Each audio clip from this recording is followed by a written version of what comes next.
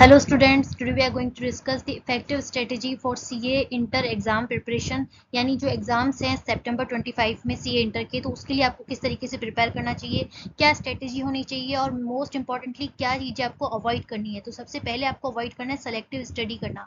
आपको पूरा का पूरा एक बार सिलेबस कवर करना है अच्छे से कंसेप्चुअल क्लैरिटी के साथ, क्योंकि स्टूडेंट्स अब ICAI का जो पेपर पैटर्न हो गया है वो बिल्कुल भी ऐसे नहीं कि पिछली बार आया तो इस बार नहीं आ सकता है क्वेश्चन।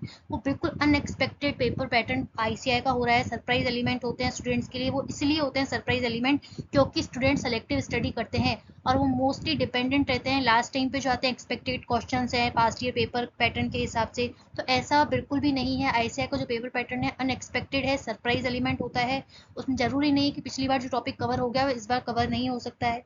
तो आपको पूरा सिलेबस अच्छे से कवर करना है। स्ट्रेटेजिकली कैसे करना है आपको वो समझिएगा।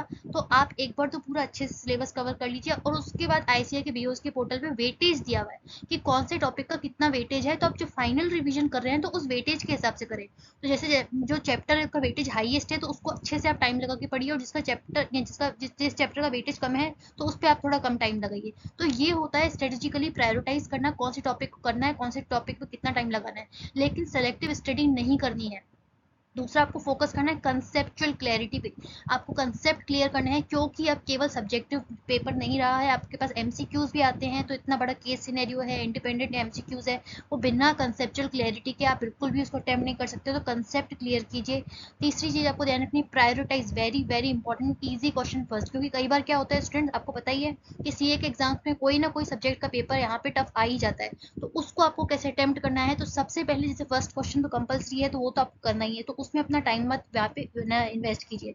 आप देखिए कि कौन से क्वेश्चन आपको बहुत अच्छे से आते हैं, तो फटाफट से उसको लिखिए, अच्छे से प्रेजेंट कीजिए, ताकि उन पर्टिकुलर इजी क्वेश्चंस में जो आपको अच्छे से आते हैं उसमें तो आप मार्क्स उसके गैदर कर सके। तो इस तरीके से आपको प्रायोरिटाइज करना है, ताकि बाद में आपको रिग्रेट नहीं रहे कि एक जो टफ क्वेश्चन था उसके पीछे आपने कॉम्प्लेक्स क्वेश्चन के पीछे टाइम इन्वेस्ट कर दिया और आपका जो ईजी क्वेश्चन आपको आते थे वो आपके छूट गए।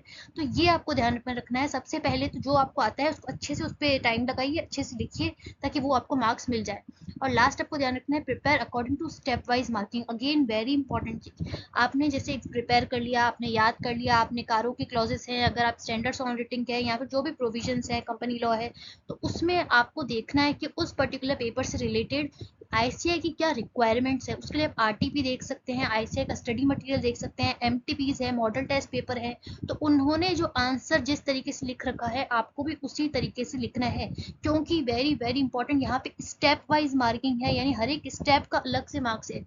For example CA inter audit में अगर फैक्ट ऑफ द केस है उसका अलग से है, प्रोविजन लिखने का अलग मार्क्स है, कंक्लूजन लिखने का अलग मार्क्स है, इंटरलिंकिंग करने का अलग मार्क्स है, और अगर डायरेक्ट टेक्स्ट की बात की जाए तो उसमें वर्किंग नोट्स बनाने के अलग से मार्क्स हैं। तो स्टेप वाइज यहाँ पे मार्किंग होती है, तो उसको इग्नोर मत कीजिए।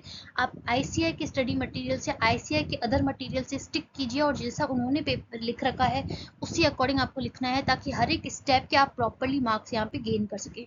तो स्टूडेंट इस हिसाब से आपको प्रिपेयर करना है, स्ट्रेटेजाइज करना है अपना CA इंटर का एग्जाम्स का प्रिपरेशन। तो आई होप आपके लिए ये वीडियो बेनिफिशियल रहा होगा। For more such content please like and subscribe our channel. Thank you so much.